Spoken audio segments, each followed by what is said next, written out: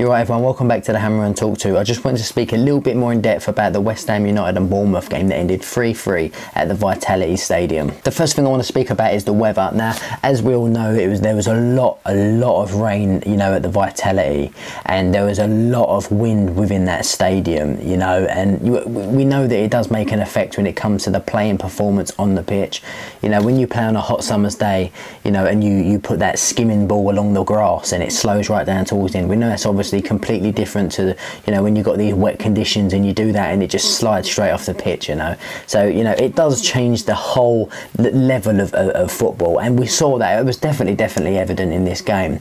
Now, there was numerous occasions that I've spoke about in my review on my main channel where players were in real serious positions and opportunities to be putting balls away, you know, that they'd be doing in training. You know, it's their bread and butter to be putting away those kind of opportunities, and time again they failed to do it. And it's quite ironic, you know, because it seemed like most of the goals that went in were not those type of goals that you train for. You know, there was either, you know, goal mouth scraps, or, you know, there was, you know, set pieces that go in, you know, just straight in off the heads. It wasn't like a nice bit of play that ended up with a lovely finish, you know, as you know, teams do train for that in training. And I don't know, it just really did affect the quality of the team, well, especially the quality of the football today. I thought it was actually entertaining, but I just thought, like, if it wasn't that kind of weather, it could have been a whole lot more better. It really could. But there had so much stuff going on, so much controversial things. I want to speak about some West Ham players individually. I want to speak about, first of all, for me, who I thought was a real bright spark in the game was Arthur Masuaku. I thought the guy did a real lot. I think he's done a lot recently. I think he's really grown as a player. You know, he seems to be just getting better and better, more and more confident with the ball. I love the way he just bombs down the wing. I love the way he's got his fancy little feet, and he does his little trickery around players, and he brings other players into play. He knows how to come inside. Now, he doesn't just always bomb down the wing and whip up cross in. He can cut inside and create a little bit in the middle there. You know, he likes to do his little moves with Lanzini, you know, or do his little 1-2s with Cresswell. I like to see that about Masuaku's game, and I thought in this game he was really good as well. A player that I thought had a real hard game, a real tough game today, was Obiang. I thought Obiang had a real tough game. I think the conditions definitely affected it as well. I thought that he had to cover a whole lot of ground in this, you know, because Bournemouth are a beautifully passing team. They really know how to pass the ball. They were really good, you know. They know how to come short. They know when to go. I don't know, their manager really knows how to play football. They know how to play good looking football, if you know what I mean. And I think that we did struggle with that a bit. I think we was getting a bit impatient in this game when they was just effortlessly passing the ball out and spraying it from midfield out to their wide men. And I thought West Ham player, I thought we was getting impatient a lot, and we was rushing in. And then when we was committing ourselves to rush in, it was making those spaces behind us for them to move into. I definitely think we played into Bournemouth hands in this game, and I think this is why that, you know, for me they was more dominant, and they was, you know, like I said in my review, I think they deserve to win the game. I do, overall in terms of football, overall in terms of chances created, you know. I mean, there were some aspects of Bournemouth's game that I wasn't happy of, you know. Some of their players, they was playing quite naughty, you know. They was doing some real little dodgy elbows. I mean, we did a couple and all, don't get me wrong.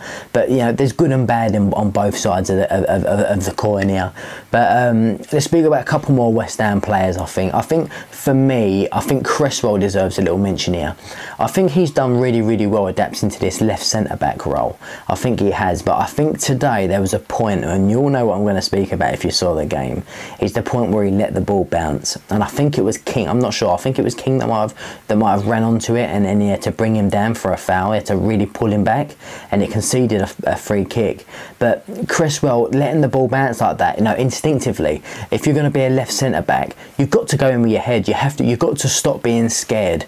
That's what you have to do. You can't be hesitant in these situations, you know, because you will be punished. And players, you know, they look for a little opportunity and they take it, these opportunists. As soon as you let the ball bounce, that King knows he's got a couple more yards to close the gap, to put the pressure on you controlling that ball.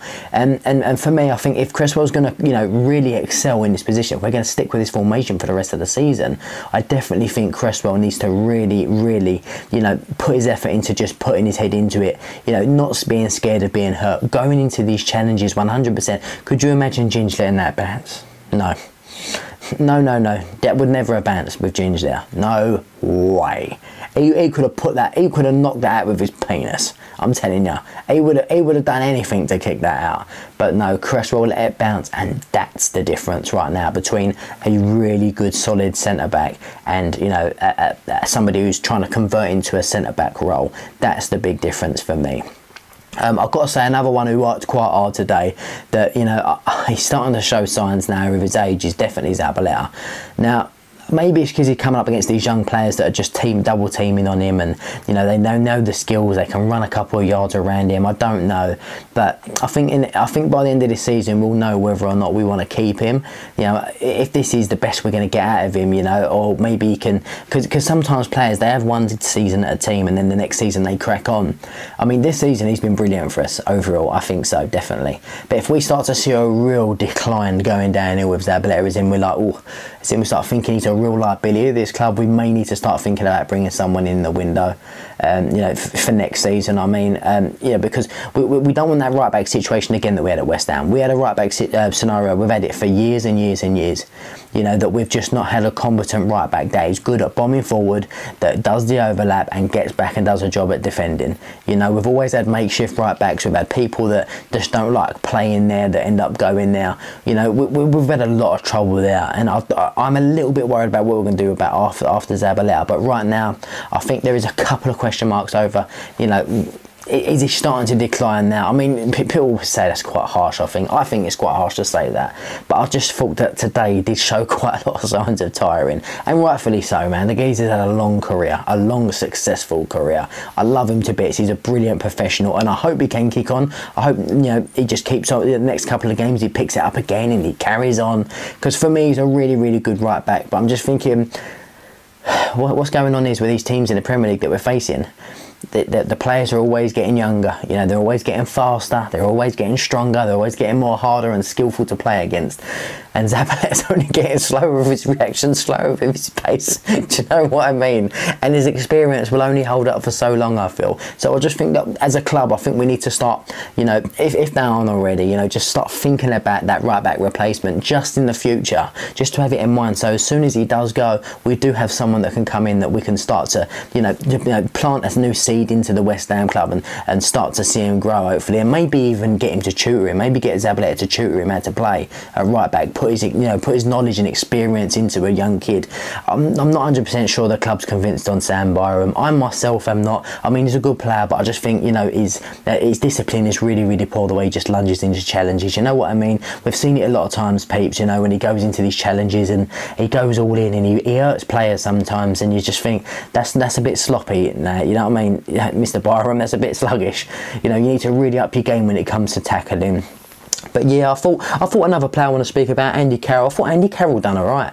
I mean, I'm not Andy Carroll's biggest fan right now at this specific time at West Ham, because obviously, you know, with his injuries and with the way we was playing when he came on, previously when he kept coming on and we was playing really, really horrible football, and it just wasn't working because, you know, our managers that we've had haven't played those players with him.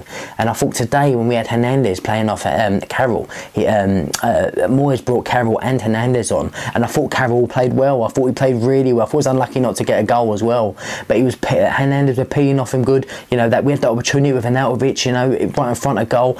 Carroll flicked it onto Hernandez, who passed it across. We missed it, but you know what? It was early signs, you know. And if we can do that, then play these two together. Don't be using makeshift strikers as Antonio and Arnautovic. You know, these people ain't predators up front. You know, Carroll's a predator at creating stuff. Hernandez is a predator at scoring in front. You get Hernandez in 6-12 yards. He's putting it away. He's putting it away, I'm telling you. If he's got just a little bit of time to bury it, he will bury it. You know, Manchester United, you know, my Man United subscribers will vouch for Hernandez's, you know, his finishing. He had a tough time at Manchester United, you know, but he does know how to finish. That's one thing he really, really does. And especially in the Mexican fan base, you know, like them lot will tell you exactly, you know, how good of a player he is. And for me, you know, I share what they think about him. I think he's a real quality player, and I just don't want him to go in January, because I'm getting worried now, because I thought today was the perfect time to go, you know what, we've got no striker, so we're going to go with you. I'm going to put my faith in you. And Moyes didn't choose to do that to start him. And I'm just really worried now, because I want Hernandez at West Ham. I want him to stay I want him to stay a West Ham United player. I really do. And most of all, I want to wear that sombrero again in one of my videos. Do you know what I mean, people? But yeah, anyway, that was just a quick video. I'd love to know what you thought. I'd love to know you agree, you disagree. Let me know what you think about the video. Let me know what you think of what I've said. Just put your shit down below in the comments. I would love to know what you got to say, alright? Anyway, people, I'm gone. Comment, like, subscribe, and as always, keep sharing my stuff. I'll see you all later.